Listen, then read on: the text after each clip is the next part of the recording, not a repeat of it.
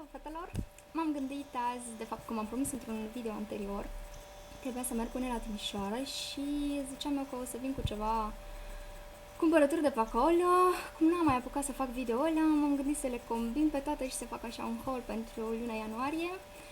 Așa că să încep cu ce am putut să-mi iau de pe la Timișoara și, în general, de pe site. Și o cremuță de la Ladies. Încă nu m-am lămurit cu ea ce face bun. E din aia cu castraveți, da? Vedem noi mai târziu, abia am început-o, deci să sperăm că are ceva efecte. Mi-am luat așa un concealer de la Oriflame. Nu prea sunt încântată de el, că nu face mare treabă. Acum la 9 lei nici nu știu ce treabă mare putea să facă. Dar, nu. E așa și așa. Să zicem când chiar nu ai nimic pentru corecturi și tot felul de chestii, să poate de folosit și acesta. Despre această minunată apă micelară, care mie îmi place la nebunie, fiindcă, în primul rând, e 3 în 1, adică pentru a demachia ochii, buzele și fața, ceea ce e genial. Și nu are o textură așa foarte plăcută, demachează foarte ușor, nu trebuie depus efort, deci e chiar ca lumea. Nu mai știu cât am dat pe ea, în jur de 30 de lei, cred, nu știu, dar e superbă. În această comandă mi-am mai luat de la Yves Rocher și așa o pudră, un bej transparent, foarte mare, deci are, nu știu cât să zic eu, 20 de grame, deci enormă. Dar că ce nu, așa e destul de drăguță. Partea care nu-mi place mie, are aici așa un buruțel cu care să aplici, e faptul că au băgat sclipici în ea, deci, știu, mi se pare așa ciudat. Foarte mărunt, bine, nu extraordinar de vizibil și nu astea, da? No. La lumina zilei, la lumina soarelui, mi se pare prea vizibil acest lucru, de-aia am hotărât, adică n-am hotărât. Mai rar o întrebuințez, nu mai știu eu când o să mai reușesc să apuc să o folosesc, dar asta e, cu ea ne-am ales. Ca și cadou la astea două produse, mi-au trimis ei așa un lapte de cor, ca și cadou, 58 de lei pe site-ul lor, eu zic că e ok. Așa, și acum să vedem de la Timișoara. Mi-am luat așa o ojă de la Flormar Graffiti. Că am tot citit despre ojele astea și am zis că hai să încerc și eu să văd cum e. Le am și acum pe unghii, așa ca să se vadă. Ce pot să zic? Nu mă da pe spate. Mă așteptam la mai mult de la oje din astea. În primul rând, dacă o aplici doar pe unghia curată, nu se crapă, deci rămâne efectiv așa aplicată ca o ojă simplă. Și trebuie neapărat mai întâi o ojă de bază și după aia asta pe deasupra ca să poată ea să se crăpăcească. În al doilea rând, îi mată, ceea ce mie nu prea îmi place, cum vine, de tot timpul trebuie să revin cu o ojă transparentă ca să îi dau un luciu cât de cât. Și în al treilea rând, trebuie să lucrez cu ea foarte repede. Deci ai aplicat rapid, că altfel nu mai reușești a doua oară să mai dai, ea uscându-se foarte repede și începând procesul ăsta de crăpăceală. Deci, să zic așa, o am să fie, dar am dat 10 lei pe ea, nu mi se pare extraordinară. Mi-am mai luat de la Timișoara așa un creionel de la Rimmel, Scandalize, ăsta din gama asta lor nouă, care e rezistent la apă. Îmi place, ui pe un maro 003, deci chiar place. Am luat din Auchan, din secțiunea de cosmetice, mult mai ieftin decât ar fi fost la mine în oraș, adică mult mai ieftin, da, că pe 3 lei acolo mai ieftin, dar eu am zis că e ok. Ce am mai luat din Auchan și ce mi-a plăcut foarte mult, mi-am luat aceste două rimeluri, ce nebunii vorbesc. Mi-am luat aceste două fonduri de tender la Rimmel, ăsta, care se zice că ar dura 25 de ore, dar nu știu cine și-ar ține 25 de ore un fond de ten pe față. Și ăstelaltul, Wake Me Up, care e absolut genial, deci vreau să vă spun că atât îmi place Rimmel.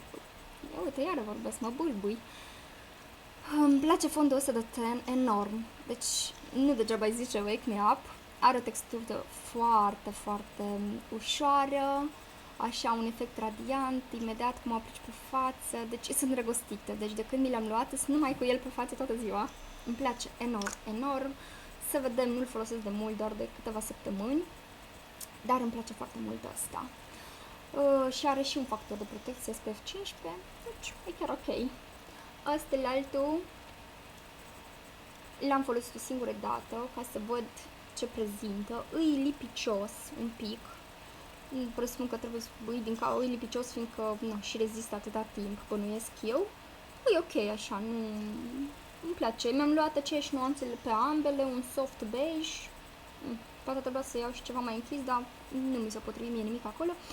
Ce m-a bucurat foarte mult că în Oșan, în secțiunea asta, bine, eu nu știam lucrul ăsta, dar poate cine stă în orașele astea mai mari, eu stând în unul mai mic, nu am realizat acest lucru, dar în Oșan, în secțiunea de cosmetice, sunt mult mai ieftine cosmeticele, de la Max Factor, de la Maybelline, de la orice, deci le găsesc mult mai ieftine. Eu, de exemplu, cumpăr pudra de la Max Factor Facefinity, pe care o ador, și eu o luam de obicei din Kendra și era la 72 de lei, deci destul de mult.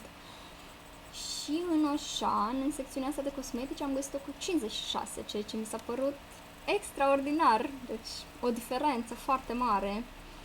Deci am fost chiar plăcut încântată de lucrul ăsta. Când mi se termină cea pe care o am la moment, neapărat îmi iau de acolo o alta când ajung să mai trec prin Timișoara. Deci asta fiind spus, am terminat cu secțiunea de cosmetice pe care l-am luat eu în ianuarie anul ăsta. Și să trecem la hăinuțe. Deci ce am tot îmblat prin mall, am prins reducerile astea de după sărbători. Bine, magazinele aproape erau goale, fiindcă reducerile începuseră de mult. Eu am fost pe la mijlocul ianuarie, deci deja erau cât de cât cumpărate în mare parte. Mi-am găsit așa o pereche de pantalonași scurți de la H&M pe o culoare, nu știu ce să zic eu, roșu coral, ceva de genul ăsta. Deci îmi plac enorm, deci enorm îmi plac. Abia aștept să vină vara, e o culoare așa veselă, abia aștept să-i probez, să-i scot la plimbare prin oraș cum ar veni. L-am mai luat eu din Terra Nova, așa un ploveraș. El e un mov frumos, se vede albastru la cameră, dar de obicei astfel cu pățesc culorile mov. E așa lunguț, deci ceea ce mie îmi place, îmi plac ploverașele un pic mai lunguțe, cu mărimea S l-am găsit, deci a fost chiar drăguț, am zis că din prețurile care mai erau și asta mi s-a părut cel mai adecvat buzunarului meu. Mi-am mai luat o chestiuță foarte drăguță, care mie îmi place enorm. Uite așa, un trench, așa să vedeți voi cât de cute, de la Pull&Bear, pentru primăvară.